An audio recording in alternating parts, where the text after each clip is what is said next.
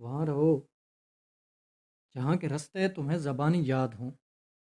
اور جس راستے سے چاہے گھر آ سکو، جہاں بے دھڑک بات کر سکو اور لوگ تمہاری بے وقوف سی بے وقوف بات پہ بھی ہنس دیں، جہاں ہنسی کا رزق وافر ہو، لوگ ہونٹوں سے ہونٹ جوڑ کر کہکا لگا سکیں، جہاں کے لوگوں کی شکل دیکھ کر انہیں پہچان لو، جہاں کے پھلوں کو سونگھ کر ان کا ذائقہ جان لو، جہاں آسمان کی رنگت دیکھ کر موسم بتا سکو اور زمین کی رنگت سے اپنا چہرہ ملا سکو، جہاں تمہارے بچے آزادی سے جی سکیں، جہاں انہیں محبت سکھائی جائے،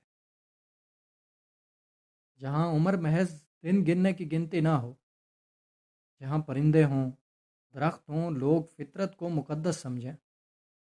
اور اپنے جوتوں سے گھاس کو گندا نہ کریں،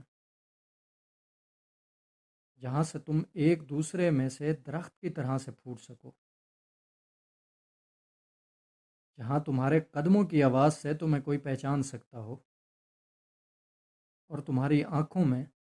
تمہارے دل کا راز جان لے، وہاں رہو جہاں تمہاری محبوب عورت رہتی ہو،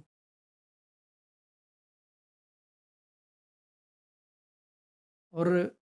جہاں بہت گہرا تعلق ہو نا،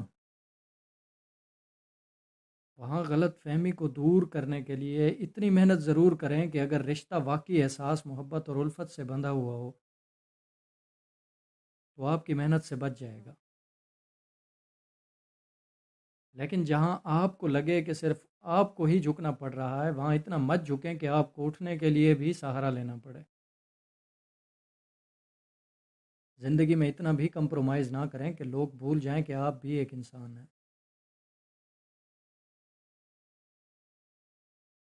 پریشانیاں صرف مقافات عمل کے تحت ہی نہیں آتی، کچھ بطور آزمائش، کچھ بطور تنبیہ،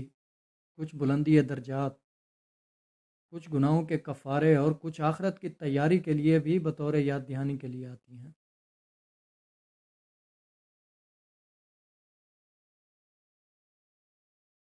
اگر جہالت دنیاوی تعلیم سے ختم ہوتی نا، تو شہر مکہ کا پڑھا لکھا آدمی ابو جہل نہ کہلاتا، اور یہ آدھی رات کو سوشل میڈیا پہ لوگوں کی زندگیوں سے متاثر ہونا چھوڑ دیں،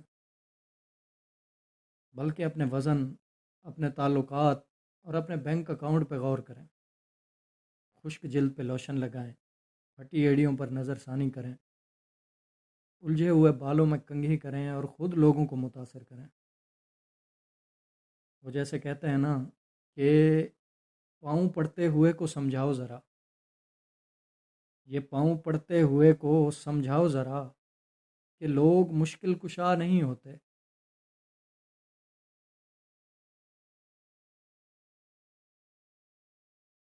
جس نے گلے لگانا ایجاد کیا تھا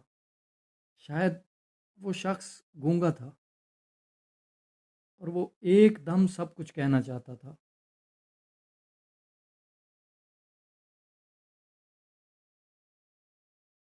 کتنی تلخ حقیقت ہے کہ عورتوں کو امیروں سے شادی کا لالچ، مردوں کو حسن کا لالچ لے ڈوبا، دینداری، اخلاق، سیرت، اچھے لوگ اور شریف خاندان کو سب نے پیچھے چھوڑ دیا،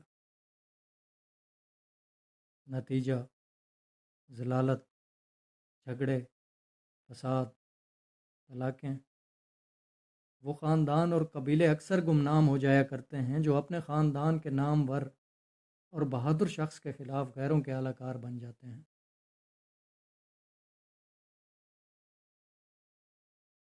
دنیا کی ساری کرامتیں مزارات کے بزرگوں کے پاس تھیں، اور دنیا بھر کی ایجادات یہودی اور عیسائی کر گئے۔ میں نے اکثر دیکھا ہے کہ جو لوگ کہتے ہیں کہ ہر چیز تقدیر میں لکھی جا چکی ہے، وہ بھی سڑک پار کرنے سے پہلے دونوں جانب دیکھتے ہیں۔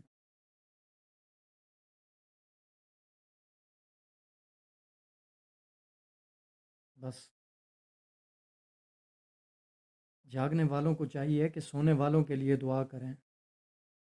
ملنے والوں کو چاہیے کہ بچھڑنے والوں کے لیے دعا کریں، کامیاب ہونے والوں کو چاہیے کہ ہارنے والوں کے لیے دعا کریں، ہنسنے والوں کو چاہیے کہ رونے والوں کے لیے دعا کریں، محبت کرنے والوں کو چاہیے